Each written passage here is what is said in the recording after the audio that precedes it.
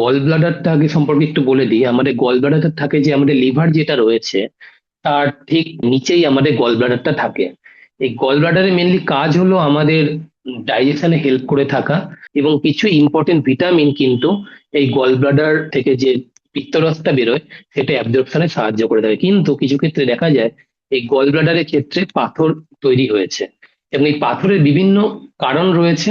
তার মধ্যে সব থেকে ইম্পর্টেন্ট কারণ হলো যদি কোলেস্টেরলের মাত্রাটা বেড়ে যায়, মানে আমাদের যে বাইল রয়েছে, মানে পিত্তরস যেটা রয়েছে সেটাই যদি কোলেস্টেরলের পরিমাণ বেড়ে যায়, যেটাকে বলা হয়ে থাকে super saturation of the bile due to cholesterol, then হলো যদি গল ব্লাডারের যদি কোনো কারণে মোটিলিটি কমে যায় তাহলে সেখান থেকেও কিন্তু পিত্তথলিতে পাথর হওয়ার সম্ভাবনা থাকে। আরেকটা জিনিস সেটা হলো বাইল সল্ট, এই বাইল সল্টস এর পরিমাণ কমে গেলেও কিন্তু গল ব্লাডারে পাথর হতে পারে। কমন সিমটম অধিকাংশ ক্ষেত্রেই কিন্তু গলব্লাডার স্টোন অ্যাসিম্পটোমেটিক হয়ে থাকে, মানে কোনো সিমটম থাকে না। তাও বলতে পারেন মোটামুটি 50 থেকে 70% ক্ষেত্রে আমরা গলব্লাডার স্টোনে কোনো সিমটমস পাই না। কিন্তু যে পেশেন্ট গুলো সিমটোমেটিক হয়ে থাকে তাদের ক্ষেত্রে কিরকম সমস্যা থাকে, আমাদের যে ডান দিকে যে বুকের ঠিক নিচে, মানে যেটাকে আমরা মেডিকেল টার্মে বলে থাকি রাইট হাইপোকন্ড্রিয়াক রিজন, সেই রিজনে কিন্তু পেইন হতে পারে। এর সাথে পেশেন্টের গা গোলানো, বমি বমি ভাব, পেট ভারী হয়ে যাওয়া। আবার যদি গলব্লাডার স্টোন কোনো কারণে কমপ্লিকেশন তৈরি করে, সেই কমপ্লিকেশন নিয়েও কিন্তু পেশেন্ট প্রেজেন্ট করতে পারে। যেমন ধরুন জ্বর আসছে কাঁপুনি দিয়ে, বা জন্ডিস ডেভেলপ করছে, এই সিমটমস গুলো কিন্তু এই গলব্লাডার স্টোনের জন্য হতে পারে। মেডিকেল সায়েন্সে একটা ডিকটাম রয়েছে, মানে যাদের ক্ষেত্রে এটা সব থেকে বেশি রিস্ক আর কি, এটা হলো ফিমেল ফ্যাট 40 এবং ফার্টাইল, মানে যাদের 40 বছর বা 40 বছরের ঊর্ধ্বে তাদের ক্ষেত্রে রিস্ক থাকে। 2 নম্বর হলো যারা ফিমেল পেশেন্ট তাদের ক্ষেত্রে রিস্ক থাকে। 3 নম্বর যেটা হলো যে যারা একটু ওবেস পেশেন্ট তাদের ক্ষেত্রে রিস্ক থাকে, এবং যারা প্রেগনেন্ট পেশেন্ট তাদের ক্ষেত্রেও কিন্তু এই গলব্লাডার স্টোনের একটা রিস্ক থাকে।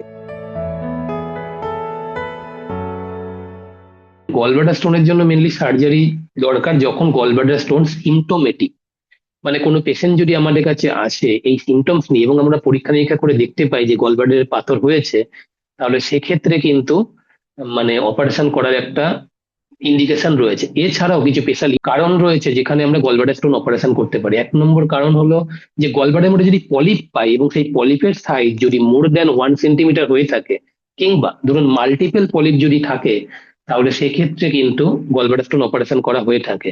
এছাড়া ধরুন কিছু মেডিকেল টার্ম যেমন পোর্সেলিন গলব্লাডার, যেখানে কি হয় গলব্লাডারটা ক্যালসিফাইড হয়ে যায়, এবং ক্যালসিফাইড হওয়ার জন্য গল ব্লাডারে একটা পাথরের মতো শক্ত হয়ে যায়, তো সেক্ষেত্রে আমরা গল ব্লাডার স্টোনের অপারেশন করে থাকি। তাছাড়া ধরুন গল ব্লাডারের যারা একটু হাই রিস্ক গ্রুপ রয়েছে, মানে 60 বা 65 ইয়ার্স পেশেন্ট রয়েছে, এবং আমরা অ্যাবডোমিনাল একটা আল্ট্রাসাউন্ড করলাম এবং সেখানে স্টোন ধরা পড়লো কিন্তু পেশেন্ট অ্যাসিম্পটোমেটিক, সেক্ষেত্রেও কিন্তু আমরা গল ব্লাডার স্টোন অপারেশন করতে পারি। এছাড়া গল ব্লাডারে কিছু স্পেসিফিক কমপ্লিকেশন রয়েছে, যেমন ধরুন গল ব্লাডারে পুজ জমেছে যেটাকে আমরা empyema of the gall bladder বলি, কিংবা ধরুন গল ব্লাডার ফুটো হয়ে গেছে এই সময়, বা গ্যাংগ্রিনাস গল ব্লাডার, এইসব কন্ডিশনেও কিন্তু আমরা গল ব্লাডার অপারেশন করতে পারি। এছাড়া ধরুন গলব্লাডার স্টোনের জন্য যদি প্যানক্রিয়াস ইনফেকশন হয় সেক্ষেত্রে একটা ইম্পর্টেন্ট কারণ যেখানে গলব্লাডার অপারেশন করা হয়ে থাকে। অনেক পেশেন্টই আমাদের কাছে এসে বলে যে স্যার অপারেশন ছাড়া ওষুধে ট্রিটমেন্ট করা সম্ভব কিনা। দেখুন, যার পাথর হয়ে গেছে এবং যার সিমটোমেটিক, এটা বুঝতে হবে যে তার ক্ষেত্রে গল ব্লাডারে এখন ফাংশনাল নয়।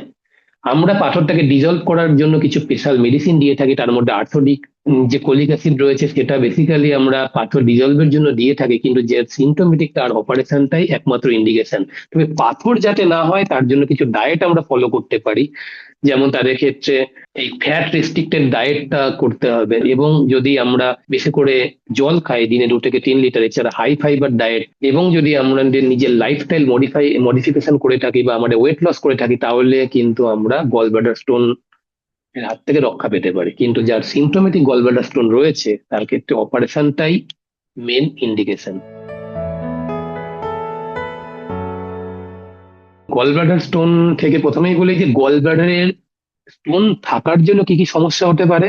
একটা হলো গল ব্লাডার স্টোন অন্য জায়গায় মাইগ্রেট করে কি কি সমস্যা হতে পারে, মানে অন্য জায়গায় স্থানান্তরিত হয়ে গল ব্লাডারে থাকার জন্য কি হতে পারে, গল ব্লাডারে ইনফ্লামেশন হতে পারে, প্রদাহ, যেটাকে আমরা মেডিকেল ভাষায় বলি অ্যাকিউট কোলেসিস্টাইটিস। এইখানে পেশেন্ট ইমার্জেন্সিতে আসে প্রচন্ড ব্যথা নিয়ে, এবং এর সাথে পেশেন্টের ফিভার হতে পারে, এবং বিভিন্ন রক্ত পরীক্ষায় আমাদের ইনফেকশনের মাত্রাটা আমরা দেখতে পারি।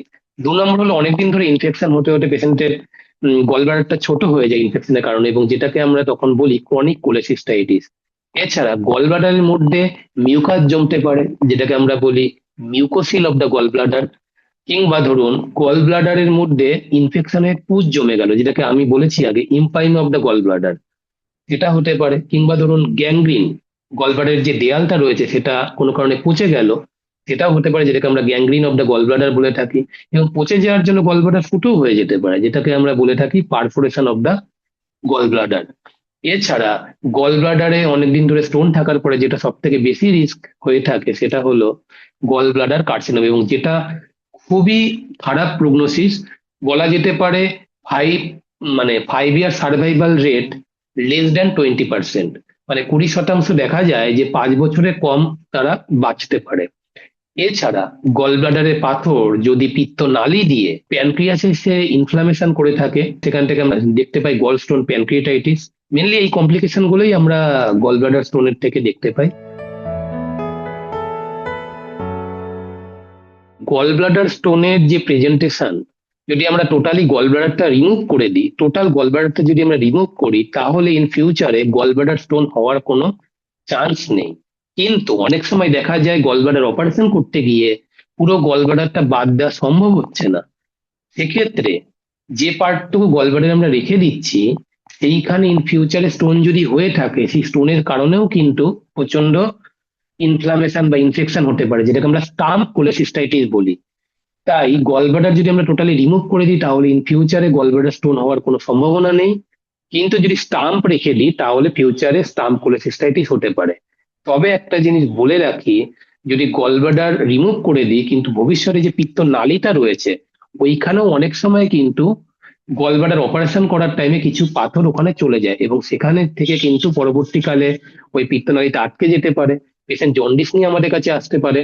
কিংবা পিত্তনালীতেও প্রাইমারিলি স্টোন হতে পারে, মানে কোন ইনফেকশনের কারণে স্টোন হতে পারে।